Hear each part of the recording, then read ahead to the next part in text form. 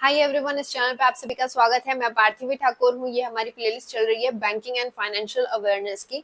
इस लेक्चर में हम देखने वाले हैं regional rural bank RRB, local area and cooperative banks हम देखने वाले हैं। ठीक है, इसमें हमारी एक और प्लेलिस्ट जो है वो अभी रिसेंटली खत्म हुई है। उसमें हमने जनरल अवेयरनेस देखा था, तो आप उसको भी चेकआउट कर सकते हैं। एंड अब हम देखते हैं इसके दूसरे जो लेक्चर्स है वो आप मतलब प्लेलिस्ट को आप स्टार्टिंग से देखेंगे तो आपको ज्यादा फायदा होगा। बट ये लेक्चर इंडिपेंडेंट है तो आप मतलब इसको भी अलग से भी देख सकते हैं, कोई दिक्कत नहीं है। तो लेट्स गेट स्टार्टेड। तो सबसे पहले अपन देखते हैं रीजनल रूरल बैंक, जिनको अपन ग्रामीण बैंक भी बोलते हैं। किस कमेटी के रिकमेंडेशन पे ये बने थे? Committee Narasimha committee. ये हम ऑलरेडी पहले भी देख चुके हैं, है ना। एस्टेब्लिशमेंट कब हुआ था? 2 अक्टूबर 1975। ठीक है। फर्स्ट आरआरबी कौन सा था? प्रथम ग्रामीण बैंक जो था मुरादाबाद के अंदर। एंड इसका जो मतलब अपन देख रहे हैं कि जो फर्स्ट आरआरबी था वो कौन सा था। ठीक है, तो प्रथम ग्रामीण बैंक उसका नाम है। ठीक है, ये मुरादाबाद के अंदर था। एंड इसका जो स्पॉन्सर बैंक था वो कौन सा था? सिंडिकेट बैंक इसका स्पॉन्सर बैंक था। ठीक है, अब अपन देखते हैं जो आरआरबी का एक्ट था वो कब आया था? 1976 में। अब इसमें देखो, ज्यादातर सब में क्या होता है कि जो मतलब जो एक्ट आता है वो 1 साल पहले आता है एंड 1 साल बाद उसका एस्टेब्लिशमेंट होता है। सब में अपन ने यही देखा है ज्यादातर के अंदर। कुछ में एक्सेप्शन, कुछ में नहीं भी है ऐसा। बट इसमें अपन को क्या देखने को मिल रहा है कि एस्टेब्लिश हो गया था ये 1975 के अंदर, राइट। एंड एक्ट आया इसका 1976 में, सॉरी। तो 1 साल बाद इसका एक्ट आया है, एस्टेब्लिश पहले हो गया था। ये ऐसा क्यों है? ये क्योंकि इसमें ऐसा था कि ग्रामीण बैंक वर्क कर पाएंगे कि नहीं कर पाएंगे, इसमें लोगों को मतलब डाउट था, है ना। जो मतलब एक्ट निकालने में वो ये कि डाउट हो रहा था कि ये वर्क कर पाएगा कि नहीं कर पाएगा। इस चक्कर में इसका जो एक्ट है वो डिले हो गया 1976, है ना। तो टोटल जो आरआरबी है वो 28 है।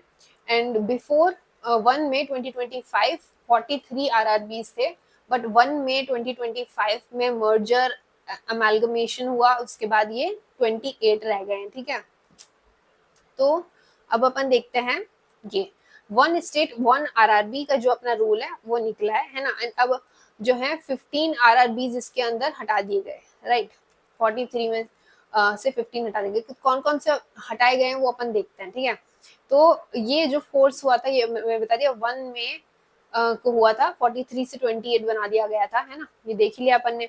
तो अब ये है आंध्र प्रदेश के अंदर 4 थे, उसमें से 3 गए। उत्तर प्रदेश में 3 थे, 2 गए। वेस्ट बंगाल में 3 थे, 2 गए।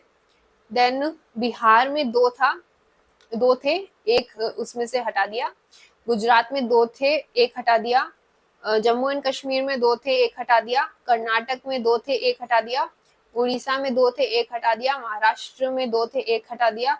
एंड मध्य प्रदेश में 2 थे, एक हटा दिया। राजस्थान में भी 2 थे, एक हटा दिया। तो कुल मिला के ये अपने 15 अपना टोटल आ रहा है। ये सारे मतलब डिस्कार्ड कर दिए गए। ठीक है, इसके बाद अपन देखते हैं स्टेट्स विद नो आरआरबी। तो ये भी एक इम्पॉर्टेंट पॉइंट है कि कौन से स्टेट्स ऐसे हैं जिसके जिनमें कोई भी रीजनल रूरल बैंक ग्रामीण बैंक जो है वो नहीं है। तो कौन हो गया? फर्स्ट गोवा, सिक्किम। इजी याद रखना। ठीक है, सेकेंड नंबर देखते हैं कैपिटल। बिफोर 1 में 50% government of India, 15% state government and 35% sponsor bank. ये बाइफर्केशन है कैपिटल का आरआरबी के लिए। Authorised capital 5 crore at that time, मतलब 5 करोड़ की ऑथराइज्ड कैपिटल होनी चाहिए। ठीक है, आफ्टर 1 में ये सारी चीजें चेंज हो गई। तो इसमें बताया बिफोर 1 में जो है अपना ये सिनेरियो था कि ऐसे 50%, 15%, 35% ऐसे मतलब बाइफर्केट कर रखा था। एंड ऑथराइज कैपिटल 5 करोड़ का अपने कर रखा था। बट 1 मई के बाद जो है ये चेंज हो गया। 1 मई 2025 के बाद क्या हो गया? एक बार जूम आउट करके अपन कंपेयर कर लेते हैं। तो इसमें पहले ऐसे था एंड अब क्या हुआ कि government of India, state government, sponsored bank, सबका मिला के 51% शेयर होना चाहिए। एंड ऑथराइज कैपिटल इसकी 2000 करोड़ कर दिए। ठीक है, अब अपन देखते हैं आगे लोकल एरिया बैंक। ठीक है, एस्टेब्लिशमेंट ईयर 1996 का है। इंडिया ब्रांच बैंकिंग, अब ये मतलब एक इंपॉर्टेंट पॉइंट है कि इंडिया में किस टाइप की बैंकिंग चलती है, ब्रांच बैंकिंग चलती है, मतलब बैंक्स ब्रांच खोलते हैं, राइट। जबकि वेस्टर्न कंट्रीज में यूनिट बैंकिंग चलती है, यूनिट वाइज मतलब जो स्ट्रक्चर है वो यूनिट वाइज चलता है, मतलब कोई भी बैंक है उसकी यूनिट होती है, ऐसे ब्रांचेस नहीं खुली होती, ठीक है। नेक्स्ट अपन देखते हैं, हाँ जो लोकल एरिया बैंक है, नॉन शेड्यूल जो बैंक्स हैं, इनिशियल कैपिटल है 5 crore, RBI doesn't provide license any more, मतलब आरबीआई जो है वो लोकल एरिया बैंक्स का लाइसेंस अब प्रोवाइड नहीं कर रहा है ना, यूनिट बैंकिंग कॉन्सेप्ट, क्योंकि ये जो लोकल एरिया बैंक है इसके अंदर बहुत इंपॉर्टेंट पॉइंट है कि इसमें किस इन दोनों में से कौन सा कॉन्सेप्ट लगता है, इसमें ब्रांच बैंकिंग का कॉन्सेप्ट नहीं है, इसमें यूनिट बैंकिंग का कॉन्सेप्ट लगता है, ठीक है। Coastal local area banks and Krishna Bhima Samriddhi local area bank, ठीक है। इसके बाद अपन देखते हैं कोऑपरेटिव बैंक्स, ठीक है। कोऑपरेटिव बैंक्स में अर्बन हो गया, रूरल हो गया, तो टीयर 1, टीयर 2, टीयर 3, टीयर 4, तो इसमें क्या क्राइटेरिया रहता है पब्लिक डिपॉजिट के बारे में, तो पब्लिक डिपॉजिट कितना होना चाहिए, तो टीयर 1 जो होते हैं इसके अंदर अप टू 100 करोड़ का रहता है पब्लिक डिपॉजिट, टीयर 2 में 100 करोड़ से 1000 करोड़, टीयर 3 में 1000 करोड़ से 10,000 करोड़, एंड टीयर 4 में अबव 10,000 करोड़ पब्लिक डिपॉजिट होता है, ठीक है। ये अर्बन का हो गया। रूरल में क्या होता है कि अपना state and state cooperative bank, district central cooperative bank, मतलब इसमें कंफ्यूजन हो जाती है स्टूडेंट्स को कि अपन उसको सेंट्रल कोऑपरेटिव बैंक बोल रहे हैं तो इसका मतलब वो सेंट्रली होगा, है ना, ऐसा नहीं होता।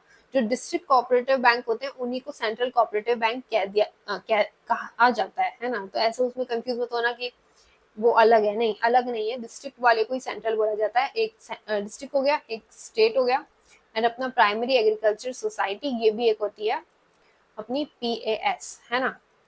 इसको बैंक नहीं कंसिडर करते, ये एक सोसाइटी कंसिडर करते हैं इसको, ठीक है।